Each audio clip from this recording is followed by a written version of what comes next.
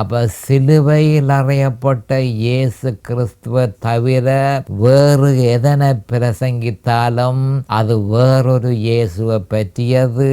அது வேறொரு இயேசுவை பற்றியதாக இருக்கிறபடியினால் அது ஒரு வேறொரு சுவிசேஷம் எனவும், அந்த வேறொரு சுவிசேஷத்திலிருந்து உற்பத்தி ஆகிறது வேறொரு ஆவி, அசுத்த ஆவி என்பதையும் நீங்கள் அறியாமல் நன்றாய் சகித்திருப்பீர்களே. அநேகமான சபைகளில் வேறொரு இயேசுவே பிரசங்கிக்கப்படுகிறது. சிலுவையில் அறையப்பட்ட இயேசு கிறிஸ்து பிரசங்கிக்கப்படாவிட்டால் வேறொரு இயேசுவே பிரசங்கிக்கப்படுகிறது, வேறொரு சுவிசேஷம் பிரசங்கிக்கப்படுகிறது, வேறொரு ஆவி சபையில உலாவிக் கொண்டிருக்கிறத பவுல் அப்போஸ்தலர் தெளிவாக சொல்லி இருக்கிறார். ஆனபடியால் நாம் மிகவும் அவதானமாய் இருக்க வேண்டும்.